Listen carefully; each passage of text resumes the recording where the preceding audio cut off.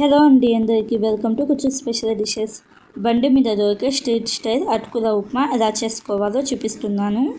Breakfast అయినా కానీ snack అయినా కానీ ఏం చేయాలో తోచినప్పుడు సింపుల్గా ఇలాగ చేసేయండి. ముందుగా ఒక బౌల్ తీసుకొని ఒక జల్లెడ లాంటిది పెట్టుకొని 1 కప్పు దాకా అటుకులు వేసుకోండి.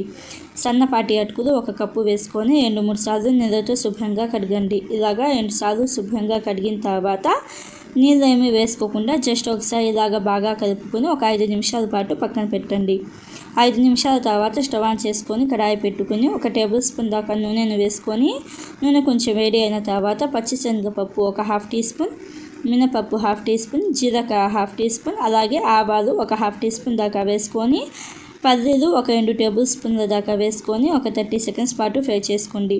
30 సెకండ్స్ తర్వాత 2-3 ఎంఎల్ కరివేపాకు, అలాగే 4-5 పచ్చిమిర్చిని సన్నగా కట్ చేసుకుని వేసుకోండి. తినేటప్పుడు పచ్చిమిర్చి తగిలి టేస్ట్ అనేది బాగుండిద్ది. వీటన్నిటిని దోరగా వేయించుకున్న తర్వాత కొత్తిమీర 1/2 కప్పు సన్నగా కట్ చేసుకుని వేసుకోండి. కొత్తిమీర ఎక్కువ వేసుకోండి, టేస్ట్ బాగుండిద్ది.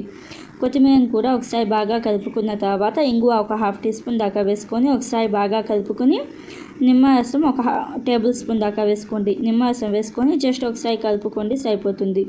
ఇలాగ ఒకసారి కలుపుకున్న తర్వాత పసుపు 1 చిటికెడు వేసుకొని ఒకసారి బాగా కలుపుకొని మనం నానబెట్టుకున్న అటుకులు వేసుకోవాలి.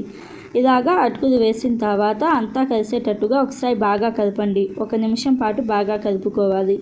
ఇలాగా ఒకసారి బాగా కలుపుకున్న తర్వాత సాల్ట్ 1/2 టీ స్పూన్ దాకా వేసుకొని ఒకసారి బాగా కలపండి. ఇలాగా ఒకసారి బాగా కలుపుకున్న తర్వాత సాల్ట్, అలాగే లెమన్ జ్యూస్, నిమ్మరసం సరిపోయిందో లేదో చూసుకొని అడ్జస్ట్ చేసుకోండి.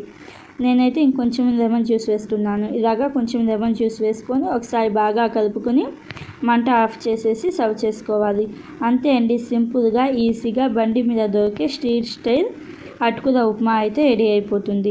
టేస్ట్ అయితే చాలా బాగుండిద్ది. అప్పటికప్పుడు ఈవినింగ్ స్నాక్ లాగా అయినా కానీ టిఫిన్ లాగా అయినా కానీ తినవచ్చు. టేస్ట్ చాలా బాగుండిద్ది. ఒకసారి తప్పకుండా ట్రై చేయండి.